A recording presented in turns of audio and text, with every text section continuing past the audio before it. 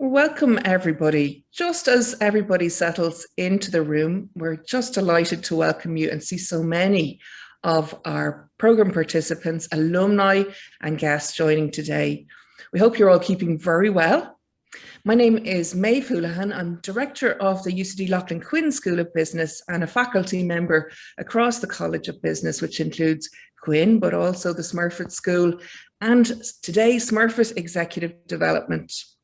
So on all our behalfs, I'm extremely privileged to warmly welcome a wonderful speaker today for the In Conversation series, Ambassador Daniel Mulhall. Ambassador Mulhall's international relations expertise in communication and diplomacy on the global stage has developed over 4 decades, and he has represented Ireland in postings including New Delhi, Vienna, Brussels, Edinburgh, Vietnam, where he very significantly played a key role in supporting Irish and others in the Asian tsunami. And then from 2009, he was Ireland's ambassador to Germany.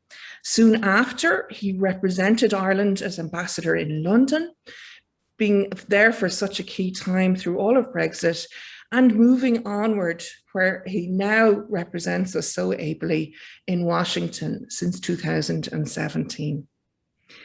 Ambassador Mulhall feels a keen interest in Irish history and literature, and he is the author of, among many things, A New Day Dawning and The Shaping of Modern Ireland. And in both of these ways, he has made numerous contributions to our thinking about Irish history and culture and our story in the world.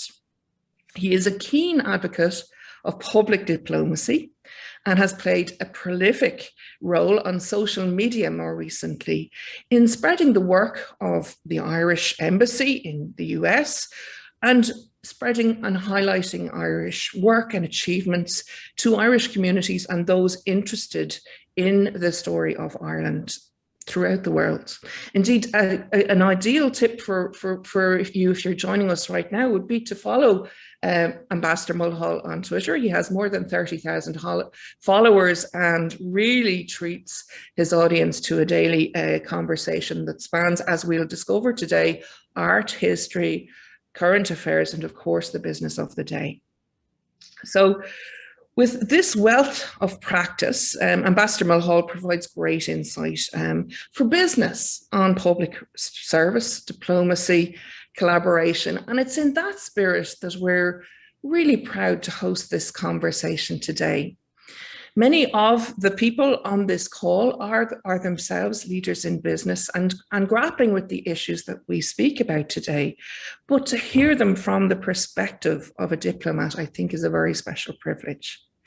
Our starting point today is really the principle that business and society are completely interdependent. That is an idea that we've become so much more attuned to through this global pandemic. But with that in mind, what is our role as global?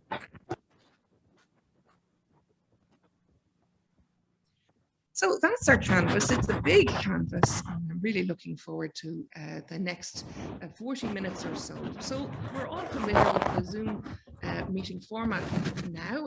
And so what I'd suggest is that we're going to have a dialogue for the next 40 minutes or so. But as we talk, please do feel free to use the Q&A function to ask questions or make observations, and we'll address as many of those as we can towards the end of the call. So, Ambassador, I did say that, you know, in many ways, this is an interesting and unusual conversation within the context of a business school, but I believe a really important one. I would like to ask you about, I guess, your role and why you have followed the path you have. Could we start at the very beginning? Could you tell us about the business of becoming a diplomat, why you did it and how you did it? Well, I'm from that very fortunate generation of Irish people who benefited from the expansion of educational opportunity starting in the late 60s with the introduction of free education at secondary level, and then of course the great expansion of third level education in Ireland. So because of that, I was the first member of my family ever to attend university. So I didn't have a vast number of role models around me that would have steered me in the direction of a career choice. So I didn't really have a strong sense of what I wanted to do when I went to study at University College Cork in the early 70s. But and I wasn't one of these people that sort of from the age of 6 wanted to be an ambassador. That certainly wasn't the case. I don't know what I wanted to be. I don't think I had any real views. But by the time I sort of finished my primary degree and then was doing my MA in modern history at University College Cork, I started to think about what I would want to do. And just by chance, really, I came across, or a friend of mine brought to my attention, an ad in the Irish Times, I think it was, from the Department of Foreign Affairs looking for trainee diplomats. And I, with a bit of encouragement from a friend of mine who thought that this was something that I would be good at, encouraged me to make the application. To my surprise, I was called to the exam and then the interview and then a second interview. And hey presto, in March of 1978, I walked in through the doors of Ivy House for the first time. And I thought at that stage, maybe I might stay a few years before moving on to something else. But here I am, 43 years later, still involved, and no regrets. And I just have a very strong view that public service is an honorable profession. And I know we can get some sort of negative criticism at times, and I have no problem with that. People are entitled to criticize. Criticism is all part and parcel of how we move forward with our lives and make things hopefully better. But I do have a strong sense that the collegiality of the public service is something that is valuable, and it's worth spending a career pursuing that path. I think it's really interesting to hear that, because more and more we're thinking about new models, you know, of the idea of business having a public dimension, public sector values becoming more business orientated as well. So the lines are blurring, and certainly I think many of our participants in executive development would come from public service, and the dialogue is so valuable. But as you said, so it wasn't definitely on the cards that you were going to be a diplomat, and I have a feeling we might have equally lost you to academia. Or what were the other considerations? I suppose when I left Waterford, where I grew up in 1972, I probably thought I would come back and teach in my local school. That was probably, you know, because those were the role models that were available to me. The teachers that I came across at school were admirable people, and I suppose that would probably have been my vague intention when I left Waterford. But quickly I saw the opportunities of, you know, an academic career. I was one of these people that I was excited by the experience of being at university. I mean, maybe today because people kind of expect to go to university in many cases, you know, if you're from, you know, kind of many families in Ireland, it's an expectation, but it wasn't in my case. I mean, I wanted to go, but it wasn't something that was kind of automatic, if you like, because at that time, you know, university education was much more of a privilege than it is now, where you know, maybe 60% of our school leavers now go to university. I'm not sure what the figure was in those days, but certainly wasn't that high. And so there was a certain an intellectual excitement about. And I still remember my first, you know, few months at University College Cork, you know, going home at night and actually reading voraciously about history, literature, in ways that was never possible to do at school, because, you know, you were limited to, you know, the curriculum. And although we had some good teachers who tried to expand our horizons, nonetheless, your horizon was fairly sort of confined to the Leaving Cert curriculum. And then suddenly you found yourself in a world where, you know, you could access ideas and knowledge that really was, to my mind, was exciting. And I've never forgotten that excitement. And I don't think we should undervalue that excitement. I'm one of these people who has continued to have sort of the same kind of interest, if you like, that I developed in the 1970s in Cork. I still have those interests today. I'm still interested in, you know, the kind of things that were interesting to me at that time, which was, you know, the whole story of Ireland and how we became independent and the factors that contributed to that. And then our literary heritage. Why do we have such a strong literary heritage?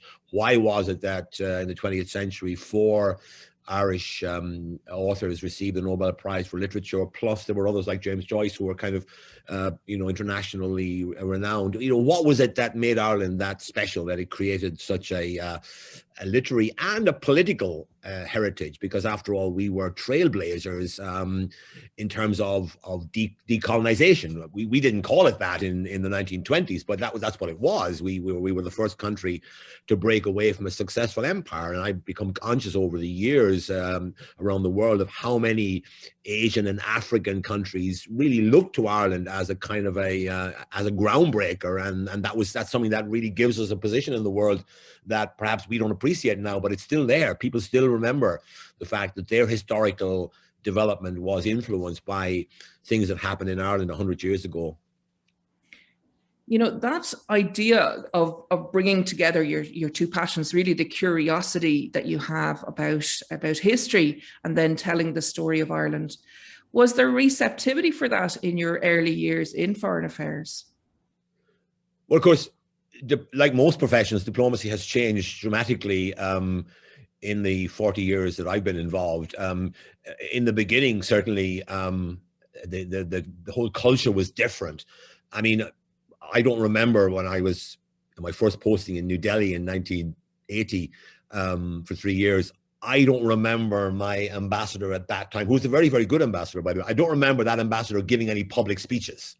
Okay. Whereas I speak probably 10 times a week in normal circumstances. And even today on Zoom calls, I probably am speaking publicly, you know, multiple times every week. And that just wasn't the case, because the job in those days was to ferret out information from, you know, confidential sources that you might develop in the foreign ministry or the defense ministry or the economics ministry in New Delhi in those days. And so, and then to impart that information back to Ireland with an analysis from the ambassador. And that was valuable, because remember, in those days, we didn't have Google. People in Dublin couldn't Google Indian foreign policy and get 100 articles popping up from all the leading authorities in the world. So our embassies were primary research outlets in those days. And that's obviously, there's still a strong element of that, of course, because although I'm on Twitter every day and I tweet, you know, extensively of what I do, I don't tweet when I'm talking to people in the White House or the National Security Council or the State Department or the Treasury here. So that confidential stuff still goes on, and I'm still working on that. And in fact, most of my time is still in that area, but there's an increasing proportion of my time. I would say that two things have changed most dramatically, three things in my 40 years in the Foreign Service. The first is the public element of diplomacy has increased dramatically, and most of my colleagues around the world now who are ambassadors for Ireland are on Twitter, are on Facebook, are communicating, you know, with the public in that way. That would have been unthinkable, you know, back in the 1970s or even in the 1990s, or even 20 years ago, it would have been unthinkable. But it's now the norm, and it's now essential, because it's, you know, we have to sort of get our message across, otherwise we'll be overlooked and ignored. And the second thing is the you know, the greater engagement with the Irish diaspora. You know, I think for a long time we took them for granted. They were just there, and you know, we like to see them coming to Ireland, spending their money on things in Ireland, but we didn't really want to engage with them. Now I think there's a much more of an engagement with the diaspora, and that's been a big change through the Immigrant Support Program of the Department of Foreign Affairs, and just through having a much bigger network of embassies now than we had when I first started back in the late 70s, when we only had maybe 25, 30 missions. Now we have 90, so it's a whole different ball game now. And then the third thing, which I think is relevant to your audience today, is the increasing emphasis on economic diplomacy. You know, I'm always annoyed, frustrated when I hear people, when I go to an event, you know, promoting an Irish company or, you know, whatever, or encouraging investment in Ireland, and people say to me, "Oh, I didn't know ambassadors did that sort of thing." Well, we do. And in fact, a big part of the work of my colleagues around the world now is actually supporting Ireland's economic promotional effort, promoting tourism into Ireland, promoting investment into Ireland, promoting exports from our food sector through Board Bia, and our indigenous sector through Enterprise Ireland. So that's a big part of what we now do. But it may not be fully understood, and I want to make it clear to those who are in the audience today that you can look to an embassy. Now, we work in conjunction, in collaboration hand in glove with the Irish agencies here, because they're the experts in this area. But the embassy can offer quite a lot in terms of added value. And for example, I have over the years hosted events for individual Irish companies who were trying to penetrate a particular market and wanted to bring in some of their customers and clients to talk to them. And the embassy provides the kind of shop window, if you like, for the Irish company in those circumstances. And I'm very keen on that. It's one of the things I've always been, apart from cultural diplomacy, the other bit of diplomacy that I've always been strong on is supporting the Irish business and economic effort. Well, I think it's really powerful to hear that. I wonder if there are any examples that you could share about that would help us. Yes, I mean, I will. Well, a couple of years ago, about 2.5 years ago, maybe 3 years ago, the American administration decided to impose sanctions on a company called Rusal, a Russian company belonging to an oligarch who was being targeted for some nefarious activities that he was alleged to have been involved in. And initially I just thought, well, you know, so what? But I discovered very quickly within a day or so that Rusal owned Organish Alumina. And there was a genuine risk that Organish Alumina might have had to fold with the loss of 750 direct employment there, and another maybe an equal number of jobs that were dependent on that plant in, you know, in West Limerick, and that would have been a disaster. And besides which, we would have had a white elephant, a huge you know, plant that would have had to have been somehow dismantled and so forth. At who knows where the cost would have fallen, but it would have been a very difficult situation for us. So I am, you know, I spent a lot of time, you know, it was one of my big kind of priorities at that time for about 6 months, you know, lobbying the Office for Foreign Assets Control, which is the office of the Treasury responsible for managing US economic sanctions. And, you know, the effort required what I speak of as the 3 Ps of diplomacy: patience, perseverance, and persistence. In other words, there's no silver bullet. There's no sort of, oh, you flick a switch and everything happens. Like, you know, you just talk to somebody and everything, hit presto, it all happens. No, it doesn't.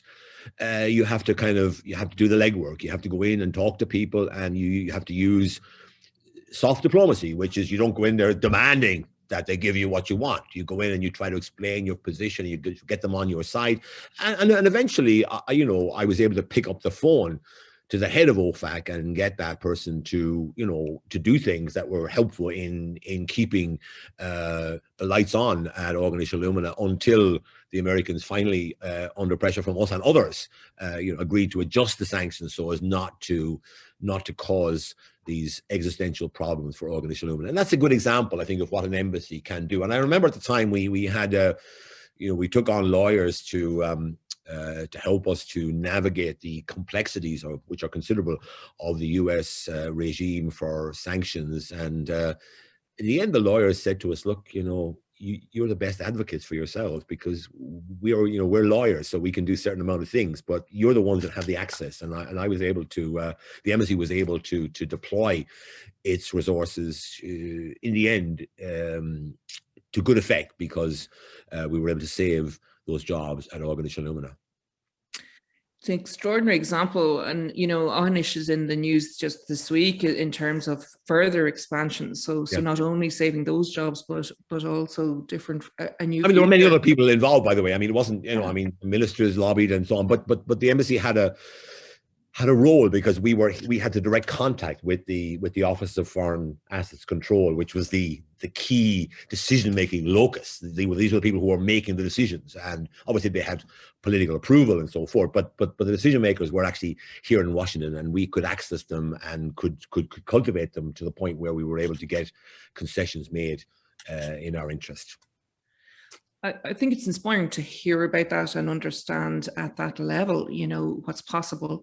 And I'm imagining that, you know, it's a world of difference, as you said, from simply, I suppose, telling a story of Ireland in a public relations sense. What are the skills? I mean, do you think this is very much down to your specific personality? Do you think that there are What are the skills of a diplomat, and what can we learn about that or from that? Well, I think there are three basic skills which every diplomat has to have. Obviously, they'll be in different combinations.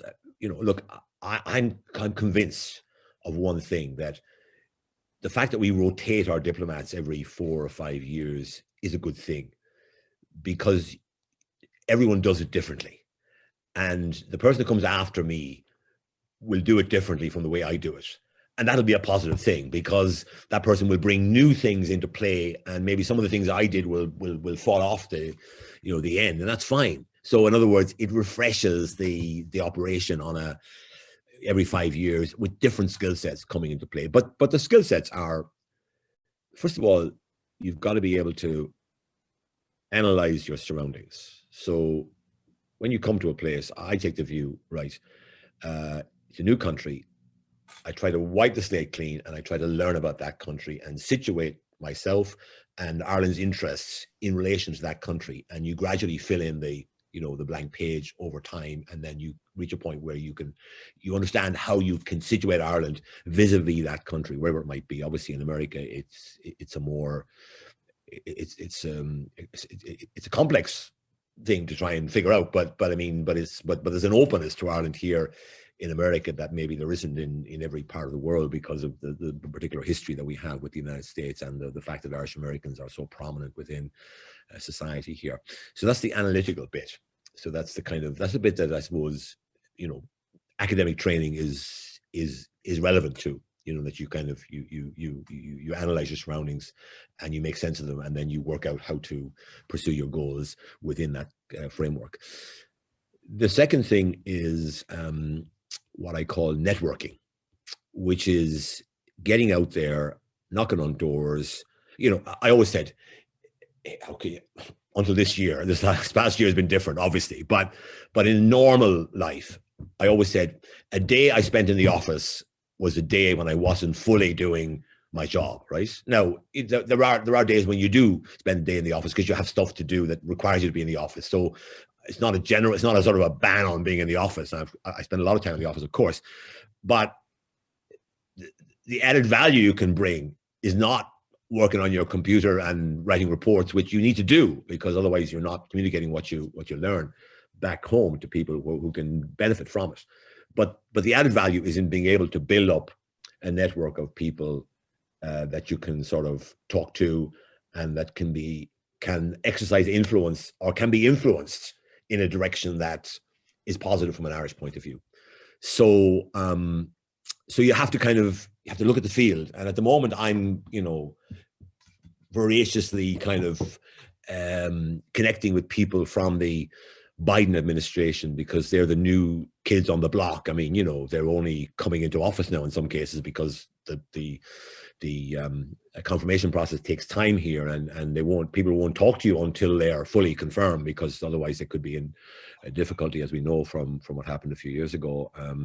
But you have to so I have to now, even though I've been here 3.5 years, the people that I knew for that period are all gone, and they may come back again in the future. There's a lot of people in America go in and out of public service in ways that we don't really have that tradition in Ireland. But here it is like that, and people do pop in and out depending on who's in government. So it's a whole new slate of people. Now, some of them I do know from past contact, but for the most part, they're a new team, and you've got to network with them. You got to bring them into your circle, and be able to pick up the phone to them and sort things out with them if you need to sort things out in their area of specialization. And then the third skill is the communication skill, which I think is the one that has become more apparent and more relevant and more central in the last 20 years, because the way the world has changed. If you're not on social media, if you're not communicating, you're missing out. When I first joined the Department of Foreign Affairs, for example, we had I think it was a quarterly magazine that was published by the department called Ireland Today, and it was a very good publication. Like they really got very good people writing for it, and it was published either 4 or 6 times a year, I can't remember. And then it was sent out to all the embassies. But when I got to Delhi, I found boxes of these going back years. Why? Because we hadn't the capacity to reach the people that might want to read those. So they were in the lobby of the embassy. People could pick them up. Or if we had an event, which we didn't really have in those days very much, you know, at a Patrick's Day reception, we would leave them there and people would pick them up. But we didn't have a way of getting them. And also it would have cost a fortune to send them out to, you know, 1,000 people or whatever. And now I can do a blog and I can press a button on my Twitter account and it can go to, I mean, sometimes 100,000 people. If it's retweeted by somebody, and a lot of people here have, you know, a lot of followers, and if they retweet my stuff, then it can reach 100,000 people or more. So you'd be a very foolish diplomat if you were reluctant to take advantage of that opportunity to communicate your country's point of view to the wider world using this medium that's now available to us, and it's essentially free of charge, other than, you know, the time I spend on it, which is not very much. Even though I tweet a lot, I don't spend a lot of time on it because I just, you know, I mean, every tweet takes a minute or two, and that's it, you know, and then it's gone. And I use Twitter more. In many ways, I use it as a kind of a resource for keeping tabs on things, because I follow all the people that I know are saying things that I want to be aware of. So yeah, so those are the 3 skills. So the sort of analytical, the networking, and the communications. They're the skills you require. Of course, there are the formal things as well, like doing the protocol, but that's all kind of, I think, secondary to those 3 skills that in particular, I think are vital. Yeah, and you know, I was looking at like your Twitter feed, even just in this week, and I mean, I suppose it is an extraordinary week, but you know, among the things you're mentioning, of course, today, you know, Ramadan, you were talking about, I suppose, Seamus Heaney's birthday. Also, we're thinking about the anniversary of the Good Friday Agreement. You read Brendan Kennelly's wonderful Begin. You retweeted that. You had previously read it. And then, of course, you know, also your active work today, which, you know, you had a state visit to Massachusetts, and you had a number of other things going on. Yeah. A huge range. You've said there, actually, you don't spend much time in it. I find that hard to believe.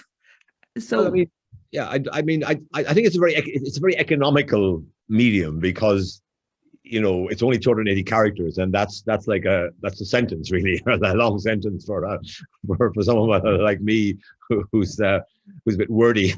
Yeah, I mean, look, I mean, I give it as much attention as I think it needs. And, you know, for example, during St. Patrick's Week, when we had the Taoiseach here on the virtual visit, then I had a lot more to say, and I was probably spending a bit more time on it. I was on calls and then trying to do tweets at the same time. But, you know, so what I'm saying is that it's it has its downside. We know that, because all this nasty trolling goes on. But from my point of view, the point of view of a diplomat trying to do the job that we have to do, communicating Ireland to the wider world, it's a wonderful free resource, you know, which is provided for us. Okay, some people pay for it by being trolled and by being abused and what have you. But for me, at least, it's this great opportunity to tell Ireland's story, to, you know, have the 30,000 people now that follow me, and then more people that sort of see my tweets when they're retweeted by others. So. Yeah, no, I'm really taken by that. And I suppose, again, I'm thinking about the transfer to the global executive. Many of the things you've spoken about there, we could think about them in the same way as business skills. But, you know, I'm really curious, I suppose, about the business of being around the world, and what you've learned and what you think about Ireland as you look back at Ireland from around the world. Yeah, look, it's a very strange. It's a very privileged situation, by the way, because, you know, you get, but it's a strange combination, because I've spent maybe 2/3 of my career out of Ireland, right? But in a sense, I never leave Ireland, because every day of my working life, I've been at an Irish embassy, surrounded by Irish things, Irish artwork in the building, Irish books on our shelves, talking about Ireland every day, being a representative of Ireland 24/7, really, because I'm very strongly of the view that I can't just, you know, take off my, my jacket and then become, citizen Daniel Mulhall, that I'm the ambassador like 24/7. And if I'm out somewhere, I have to be aware of that fact. So I'm living abroad, but I'm living in a world that is like almost exclusively Irish, in that everything we do here has to do with Ireland. And all of my conversations with Americans are almost always either about Ireland or about America's links with Ireland, and that means that you're not really the average exile that goes abroad and lives a life that Ireland plays a part in because they're from Ireland and they have contact with family at home and so on. But in my case, it's so comprehensive that I'm more immersed in Irishness than I would be if I were at home, right? Because I'm thinking about it all the time and trying to interpret it. So what have I learned? Well, I've learned that it's a changing reality.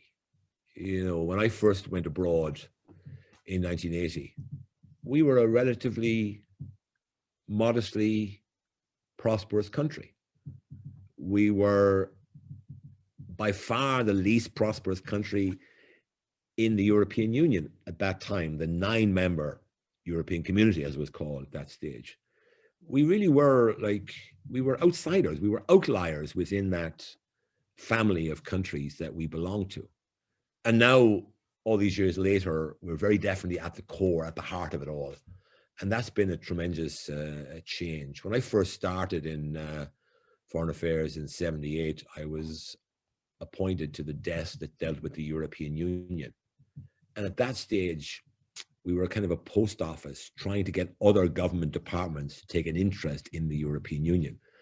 That is not the case today. Every department now is fully engaged with their European responsibilities, and they all have representatives at the permanent representation in Brussels. So there's been a total transformation in the way in which we view ourselves, both being proudly Irish, but also having this European identity, which I think has developed in a very good way over the last 40 years. Of course, there are challenges and obligations that go with EU membership, but I think overall it's been a tremendously important asset for us. I mean, when I'm asked about European Union membership, I just make one point. I say, in 1973, our GDP per capita was about 70% of the European average. Today, it's 110%. And even if you do all kinds of, you can do all kinds of statistical things to bring it down a bit, but nonetheless, we've gone from being an outlier to being at the front of the line. And that's a tremendous change in our country's situation. And then I think alongside that, we've seen a kind of a gradual opening up, and we would become more pluralist, we become more tolerant, open-minded, and so on as a society. So we've both had an economic transformation, but we've also had a social change. I'm not saying these things, are permanent, immutable, or anything. I wouldn't be complacent about them because, the world keeps changing. And it just so happens that at the moment, the last 10 or 20 years, the terms of international activities have tended to favor Ireland. But of course, there are challenges for us in various ways, which we need to face up to. But I'm of the view that we are a country that can cope with adversity, can cope with challenges, and can come through those challenges in a positive way.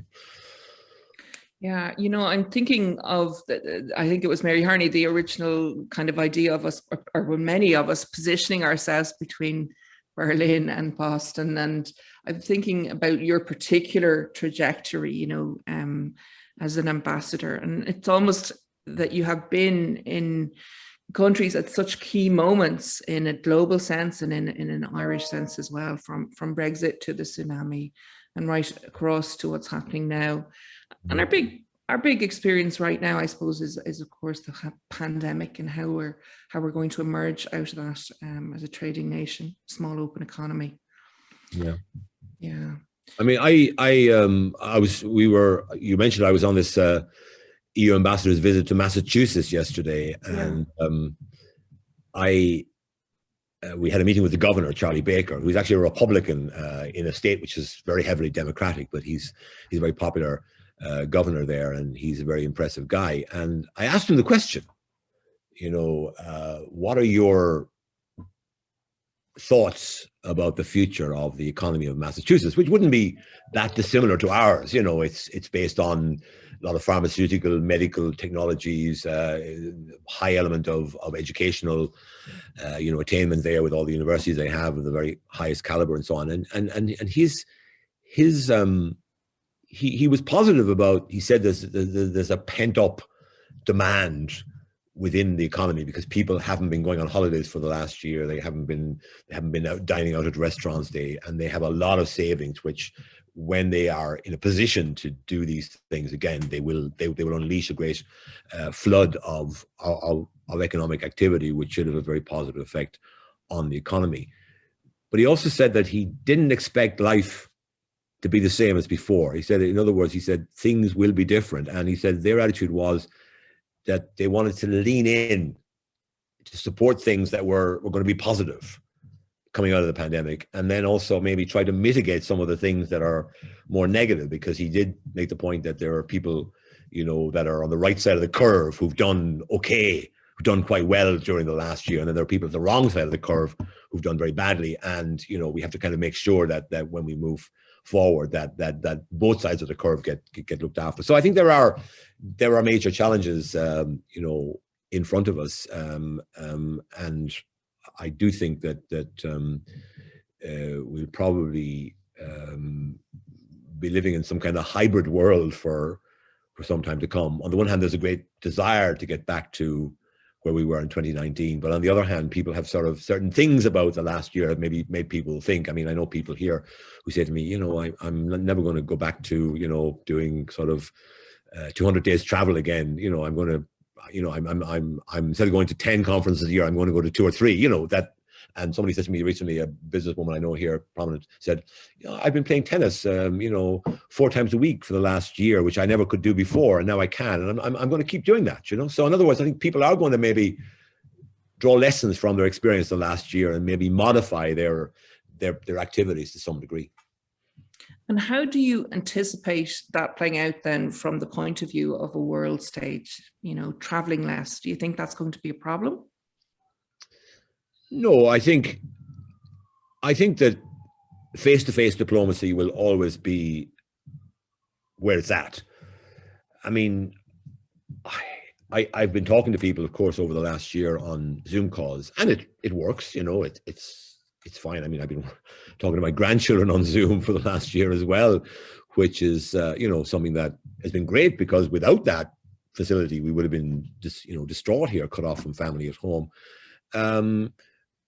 But I do think that, so there'll be a great desire to go back to where we were. But I do anticipate that we will also, that it won't be a complete return to the 2019 norms. For example, I just give one example. Like every year for the last 20 years, I've done a Bloomsday. And I usually do it in person at the embassy, in the garden, at the residence, because, it's that time of year, the weather is quite good here, and you can have outdoor events, and we'd have readers, and we'd have about 150 people maybe. Well, last year we were forced to do our Bloomsday on Zoom, and we had about 1,000 people who joined us. So, are we going to turn our backs on those 850 people that we can't invite to the embassy for Bloomsday? I don't think we will. I think we'll probably do it and record it and put it out as a recording. So I do think that we will do things. I mean, and for example, this year as well, we did for St. Patrick's Day, because we couldn't have a reception, we did a Shades of Green, a kind of an hour-long, cultural performance with some speeches, but mainly kind of song and dance and music, and that got a lot of people were very impressed with that as well. And they wouldn't have been able, if they were anywhere outside of Washington, they wouldn't have been able to come to an embassy function. So you were reaching people all over America, and indeed some people even further afield.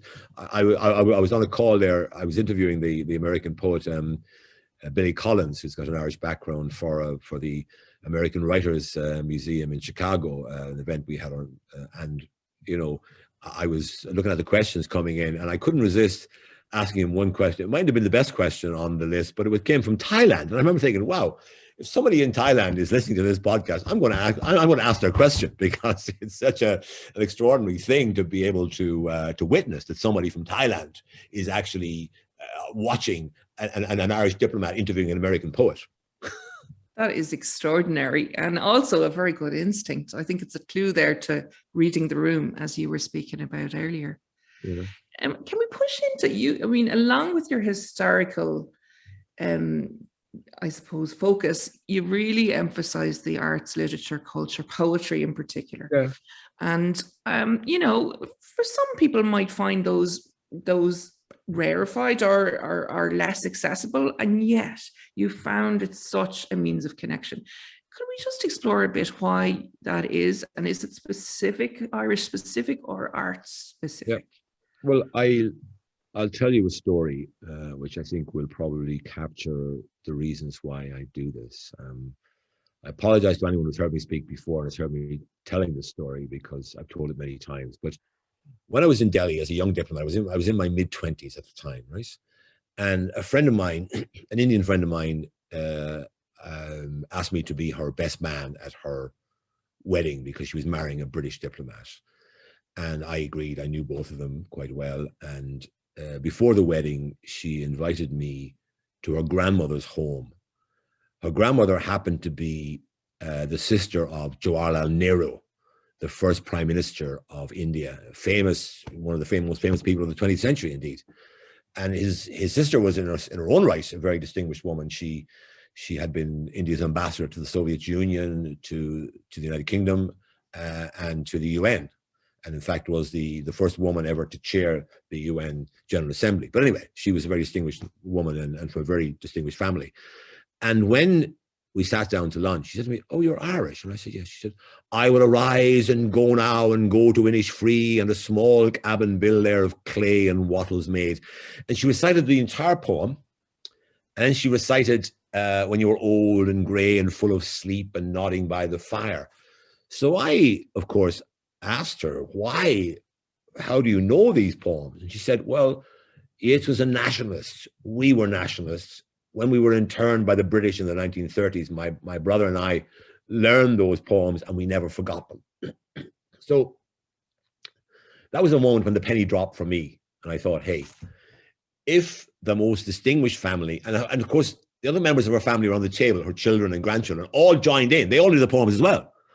And I remember thinking, if the most distinguished family in 20th century India, which had produced in all, if you count, spouses, 4 Indian prime ministers in the same family, right? If they have this native interest in Irish literature, then we should take note of that. And I've carried that lesson with me around the world ever since. Also in India, I remember one day I was asked by an Indian novelist that I knew to speak with to speak. I was 24 years of age at the time, remember, and I was asked to speak at the All India English Teachers Annual Conference. And I gave a lecture on Yeats because I'd done my master's on Yeats in Cork before I went to India. And there were 1,500 people at that talk. Wow. And that's the largest indoor audience I've spoken to this very day, actually. And the other speaker that day on this podium, the opening session, was the Minister for Education at that time, a man called Karan Singh, who I think is still around, and he was the titular Maharaja of Kashmir. And he could quote reams and reams of Yeats's poetry. His speech was essentially about the power of poetry, and his prime example was William Butler Yeats. So that was another example of how, wow, and there was I helped to found a Yeats Society of New Delhi while I was there. So it was a door opener for me. And even, let's turn the clock forward to Germany in 2010, 11, when we were in the doldrums. You remember those days? Yes. Yep. We were, for a lot of Germans, we were kind of this rather feckless country that had overdone the boom. You know, that we had let the Celtic Tiger go to our heads. Now, this was an unfair caricature, but it had some basis. And that we and that we were coming back to Germany looking for them to bail us out, having kind of got ourselves into this mess in the first place. No, I pushed back against that analysis, but at the time, the Department of Foreign Affairs produced this short an exhibition. I think it was 20 pop-ups on W.B. Yeats, his life and work. And I toured that exhibition in 2011. You know, we declared a year of Yeats in Germany, and I toured this exhibition around Germany, giving talks at universities all over the country. And I always insisted on meeting the commerce faculty, the business faculty, and I would give them a talk as well. Or if I didn't, and I would always start my speeches by saying, okay, you've come here to hear about W.B. Yeats, but let me just give you a 2-minute briefing on the Irish economy. We're in a strong position. We're going to recover from this. You know not to worry about us. So in other words, I would give them my sort of Irish economy recovery strategy 101. Yeah. And then I'd move on and talk about Yeats. Had I offered that lecture on Ireland's economic situation, I would have got maybe 20 people. But because I was offering a lecture on W.B. Yeats, I got a couple of hundred people turning up. So that's what's not to like about that. That is phenomenal. You know, and so in other words, you sweeten the pill, but you get your message across because you wrap it in the sort of wrapping that people actually want to be connected with. I remember an Irish businessman, a prominent businessman in London when I was there, said to me, Dan, don't be inviting me to business events, invite me to your cultural events. And he never failed to come to any of our events that was dealing with Irish history, literature, culture, whatever. You know, so, you know, we happen to have this resource, which, you know, it's an accident of history to some degree, that we have this, that we're an English-speaking country, and that we created a bunch of writers and continue to create them, to produce them that have a capacity to reach international audiences, and we should never forget that. Now, I'm not saying I'm not trying to exploit people's work, but I'm just saying it's a feature of Ireland that we have a lot of storytellers, including people that are well known around the world for their storytelling abilities. And at the moment, I'm doing a blog on Joyce's Ulysses because the centenary is coming up next year. And I feel that there's an audience of people out there who want to understand more about Ireland. And I use Joyce's work as a way of explaining some things about Ireland and Irish history to my audiences around the United States. And I'll be doing that for the next year as part of the centenary. So we have a lot of, look, we have two assets that set us apart from other countries. We lack the assets of population size. We're 5 million, so we're not vast internationally. We don't have any great hard power to deploy, although I think hard power is greatly overvalued, as we've seen in recent decades. It doesn't seem to work very well.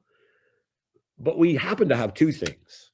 The first is we have a diaspora around the world that gives us a certain kind of je ne sais quoi. It gives us a certain kind of footprint in the world that we wouldn't have if we didn't have that diaspora. And that's particularly the case in America, where the diaspora is a very useful, a very valuable asset for Ireland.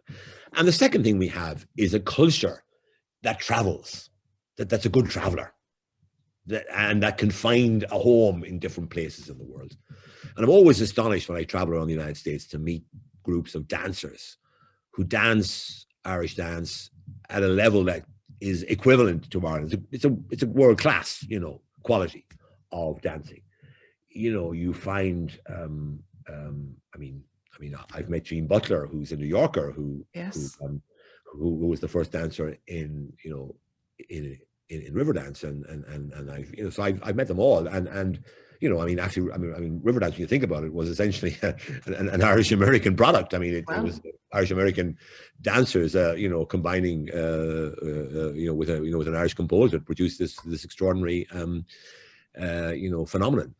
So we have a culture that travels well, and I come across people playing Irish music on the fiddle who may not have much of an Irish connection at all, but just happen to love our music. So those are big assets for Ireland. And I think we've become, as a foreign ministry over the last 20 years, we've become more aware of the value of those assets, and we've kind of incorporated them more into our strategies than we would have in the past. You know, just listening to you, I think you're mirroring something to us, perhaps that we don't see so clearly at home sometimes, the real value of our cultural currency in a way. And I've often met alumni of UCD who've talked about, you know, what they've studied and how it still shapes them, even though they may be in business now, but it's those conversations as you've reflected. I guess I'm thinking about our audience today and whether there's anything they can do, because it seems to me you've been a real champion of our artists, our speakers, our storytellers. And I'm just thinking about whether business can both build on, but also support that, particularly in the times we're in. Let me give you an example. Yeah. When I was in Germany, about twice a year, the Bundesbank, the German central bank, and they have offices all over Germany. In every state they have an office, including in Berlin, obviously. And they're kind of offices to gather information, but also to do kind of promotional work for the bank. And they would have these seminars, morning seminars, starting at 8 in the morning and finishing about 10:30 maybe, right? And what fascinated me was that, you know, they would always start with a string quartet playing some music by German composers, right? And then they would have a speech by the head of the Bundesbank, then another musical interlude, then maybe a panel discussion, and they'd finish off with the string quartet playing a final session. And that's an example. Now, you wouldn't get many, or I mean, I have been to the Bundesbank, and I can tell you there aren't many more serious, you know, worldly places in the entire globe than the Bundesbank. And yet they incorporate into their daily work their cultural traditions from, you know, from the German culture. So, Yeah. so that's an example, I think, of how I don't think we should be shy. I don't think we should think that because we're using music and dance that we're somehow a frivolous country. No, that doesn't make any sense. And you know, the other thing I've noticed in recent times, I mean, I sat beside the CEO of one of the big four accountancy companies there a couple of years ago in New York at a dinner. And he was talking to me about, you know, social responsibility, about, you know, and he sends me his kind of newsletter every now, and it's always about, you know, the social responsibility part. It's never about the bottom line, which you always assume that people would be obsessed with that, and they wouldn't have time for ruminating about society and so on. And this person does it, and others do it as well. And remember, just this last weekend, 100 CEOs met somewhere in America to discuss, I think virtually, to discuss, you know, the voting laws in Georgia, which they have qualms about. So they have like American businesses, senior business people, actually getting involved. No, it's not without its risks and challenges, but it just shows you that you know, a narrow definition of your responsibilities as a business leader may not be any longer quite fully appropriate. That's what I would say. Yeah, well, listen, thank you so much, because I think that sketch has been really inspiring about the things that we can learn from you as a diplomat, but particularly as you see the bigger picture in your work around the world. I know in executive development, we've tried to draw on the arts in various ways. We've, you know, through, say, orchestral conductors, through theatre, through working on the Abbey stage and things such. So it really shouldn't be that far of a stretch. But I do think at the moment, it's maybe no harm to say to those listening, I wonder, could you do more? Could you think perhaps about an artist in residence in your organisation? Could you think about, just as we're hearing from Ambassador Mulhall today, how you could lend your voice and I suppose support Irish culture? So look, as we come to a close, we have quite a few comments and questions, many of the themes that we have picked up during the day, during the conversation. But let's just do a quick fire on a couple, because people have been so kind to ask questions. We've talked, I think, about what's distinctive about Irish diplomats, but is there a piece of advice you'd have for a potential ambassador? Well, I think the biggest, I think there are two, things that I would say. You need to have curiosity and flexibility, because without curiosity, you're never going to be anything more than what you started out as, and your curiosity will get you to a place where you're more than what you started as, and that's essential, I think. So I think I come to every assignment with great curiosity. I want to know about this country. I want to know more about it, and I'm still learning about America. Everyone I talk to gives me a little bit more information about the country, and never to be complacent, but to always be curious. And the second thing is flexibility. I mean, this is not true for every foreign service. I mean, if you're an American ambassador, you have a huge embassy, so the ambassador has got a very sort of particular role as being the spokesperson for the embassy, and then you've got vast bureaucracy of people doing the work, in various areas. But an Irish ambassador has to be flexible. You have to be. I mean, I had to go to Phuket for 3 weeks during the tsunami in 2004-05, and there was no point in me saying, well, actually, I'm not trained for this. I wasn't trained for it, but I had to learn on the job how to do what needed to be done. And I remember once in Germany having to, go over to and, retrieve an Irish person who was sleeping rough on the streets, bring him back to the embassy, get money from his family in Ireland to get him cleaned up and a new set of clothes and shipped back to Ireland. So, you got to be willing to get your hands dirty. It's not a job. I mean, I hate this idea that diplomacy is all about sort of standing around at cocktail parties, drinking, superior wines and it's just not like that. I mean, I rarely go to those things because I just find them to be not particularly valuable. I mean, I rarely go. I go to other ambassadors' functions if I know the ambassador personally, or if they're a European Union country, then if it's France or Germany or partners in the EU, yes, I might go if I'm available. But I'm usually not available because I have my own agenda. And they have their own agendas too, by the way. So they understand that. They don't expect you to be there because they know. I mean, they know every embassy has its own particular bag of tricks that it has to to work on. So I don't do that sort of thing at all. I tend to avoid it, and I go to things where I know either I have a role to play or I can benefit from being there because I'm going to meet somebody that I can connect with, and of course. I've connected with well, I mean, the last year I've made very few new connections because, of course, it wasn't possible to a large extent. But in normal life, I would go to things to make those connections, to do that networking part of the job, which I'm now doing by Zoom, but it's not as effective, obviously, as doing it face to face. But I'm hoping that very soon, as people get vaccinated here more and more now in America, that face to face activities will become more of the norm again. For sure. Well, I think you really have given us a really rich insight.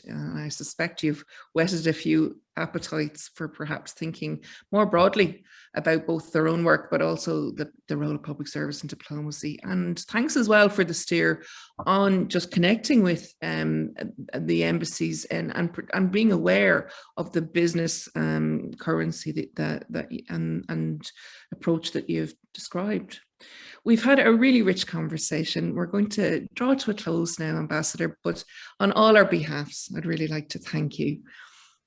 And I'd like to let everyone